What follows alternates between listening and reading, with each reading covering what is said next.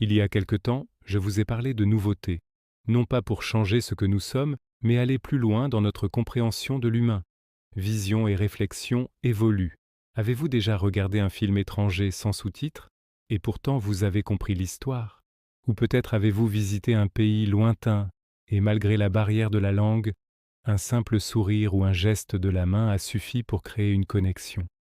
Ces moments, aussi brefs soient-ils, nous rappellent une vérité profonde. Au-delà de nos langues, de nos coutumes et de nos traditions, il existe un fil invisible qui nous relie tous, un fil tissé d'émotions universelles, de besoins partagés et d'aspirations communes. C'est ce voyage au cœur de notre humanité partagée que je vous invite à faire avec moi aujourd'hui. Nous vivons dans un monde d'une richesse culturelle incroyable.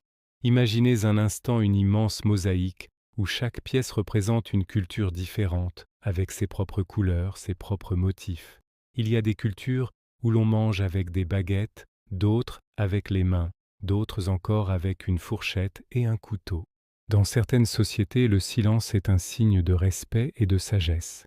Dans d'autres, il peut être perçu comme de l'indifférence ou même de l'hostilité. Les salutations varient aussi énormément, une poignée de main ferme, une légère inclinaison, un baiser sur chaque joue, ou même le fait de se tirer la langue dans certaines régions du Tibet comme signe de paix. Ces différences des siennes sont fascinantes. Elles sont la preuve de l'incroyable créativité de l'esprit humain. Mais si nous nous arrêtons uniquement à ces différences, nous risquons de ne voir que ce qui nous sépare. Nous construisons des murs là où nous pourrions bâtir des ponts. La véritable magie opère lorsque nous commençons à chercher ce qui se cache derrière ces pratiques. Pourquoi mangeons-nous de telle ou telle manière? C'est souvent lié à l'histoire, au climat, aux ressources disponibles, mais au fond le but est le même. Se nourrir, partager un moment de convivialité. Le besoin de subsistance et de lien social est universel. Prenons un autre exemple, les rituels de passage à l'âge adulte. Ils peuvent être très différents d'une culture à l'autre. Une cérémonie complexe, une épreuve physique, un premier emploi. Les formes varient, mais l'intention derrière est la même partout dans le monde. Marquer une transition, reconnaître la nouvelle place d'un individu dans la communauté, et lui transmettre les valeurs et les responsabilités qui vont avec. C'est une manifestation du besoin universel d'appartenance et de reconnaissance. C'est là que réside la clé, comprendre que chaque culture est simplement une réponse unique à des questions fondamentales que nous nous posons tous. Comment aimer et être aimé? Comment trouver sa place dans le monde? Comment faire face à la perte et célébrer la vie? Comment assurer sa sécurité et celle de ses proches? L'amour, par exemple. Dans certaines cultures, les mariages arrangés sont encore la norme. Pour un regard extérieur, cela peut sembler étrange, voire archaïque. On pourrait se demander où est la place du sentiment amoureux. Mais en creusant un peu, on découvre souvent que cette pratique est fondée sur une conception de l'amour qui se construit avec le temps, basée sur le respect mutuel, le partenariat et l'engagement familial. L'amour n'est pas vu comme une étincelle initiale, mais comme un feu que l'on entretient à deux, avec le soutien de la communauté. D'un autre côté, dans les cultures où l'amour romantique prime, le choix individuel et la passion sont au premier plan. Les chemins sont différents, mais la destination est la même, la recherche d'une connexion profonde, d'un soutien et d'une affection durable. Le besoin d'amour et de partenariat est universel. Penser à la sécurité est aussi révélateur. Dans une société individualiste, la sécurité peut se traduire par un bon compte en banque, une assurance santé, une maison avec une alarme. C'est une sécurité personnelle. Dans une société plus collectiviste, la sécurité réside avant tout dans la force du réseau familial et communautaire. On sait que si l'on perd son emploi, ou si l'on tombe malade, les oncles, les tantes, les cousins, les voisins seront là pour aider. La forme de la sécurité change, mais le besoin fondamental d'être à l'abri du danger et de l'incertitude reste identique. En explorant ces perspectives, quelque chose d'étonnant se produit. Nous ne nous contentons pas d'apprendre des choses sur les autres, nous apprenons aussi énormément sur nous-mêmes. S'intéresser à d'autres manières de vivre nous pousse à interroger nos propres certitudes, nos propres habitudes. Pourquoi est-ce que je pense que ma façon de faire est la bonne?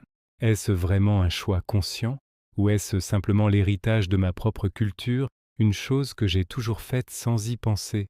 Cette introspection est un cadeau immense. Elle nous libère du carcan de nos propres préjugés. Elle nous rend plus humbles, plus ouverts, plus flexibles. Comprendre qu'il n'y a pas une seule bonne façon de vivre, mais une multitude de chemins valables, c'est le début de la sagesse. C'est comme passer d'une vision en noir et blanc à une vision en couleur. Le monde devient plus riche, plus complexe et infiniment plus intéressant. Aujourd'hui, dans notre monde hyper connecté, cette compétence est plus essentielle que jamais. Internet, les voyages, les migrations, nous sommes en contact permanent avec des personnes de tous horizons. Que ce soit avec un collègue à l'autre bout du monde sur un projet commun avec un voisin qui vient d'un autre pays, ou même en regardant une série produite en Corée du Sud ou en Turquie, les frontières culturelles sont de plus en plus poreuses. Ignorer cette diversité, c'est se condamner à l'incompréhension, au malentendu et parfois même au conflit. Combien de négociations commerciales ont échoué à cause d'une simple gaffe culturelle? Combien d'amitiés potentielles n'ont jamais vu le jour à cause d'un jugement hâtif? Apprendre à naviguer dans cette diversité n'est plus un luxe, c'est une nécessité pour vivre en harmonie et pour réussir dans ce monde globalisé. Mais au-delà de l'aspect pratique, il y a une dimension plus profonde. En nous ouvrant aux autres, nous renforçons notre propre humanité. Chaque histoire que nous écoutons, chaque perspective que nous essayons de comprendre, ajoute une nouvelle couche à notre propre expérience du monde. Nous réalisons que la joie d'un parent à la naissance de son enfant est la même à Tokyo, à Lagos ou à Buenos Aires. La douleur de la perte d'un être cher se ressent avec la même intensité partout. L'espoir d'un avenir meilleur pour ses enfants est un moteur universel. Alors, comment cultiver cette ouverture d'esprit au quotidien? Cela peut commencer très simplement. La prochaine fois que vous voyagez, essayez d'apprendre quelques mots de la langue locale, même juste bonjour et merci. Goûtez à la cuisine locale avec un esprit curieux. Lisez des livres d'auteurs étrangers. Regardez des films qui vous transportent dans d'autres réalités. Sur les réseaux sociaux, suivez des créateurs de contenu qui partagent leur culture. Posez des questions avec une réelle envie de comprendre, sans juger. Ce n'est pas de devenir un expert de toutes les cultures du monde, c'est impossible. Simplement de cultiver une posture de curiosité et d'humilité. C'est de remplacer la pensée. C'est bizarre par la question « Pourquoi font-ils cela ?» Finalement, ce voyage à travers les cultures nous ramène toujours à un point de départ commun, notre humanité partagée. Sous la surface de nos différences, nous sommes des variations sur un même thème.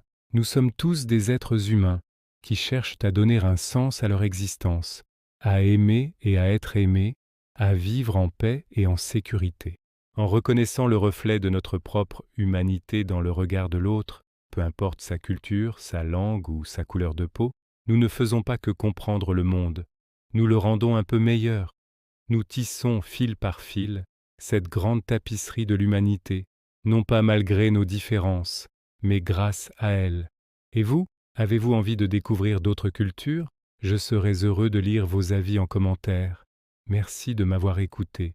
Si cette réflexion vous a parlé, n'hésitez pas à vous abonner pour d'autres explorations. Prenez soin de vous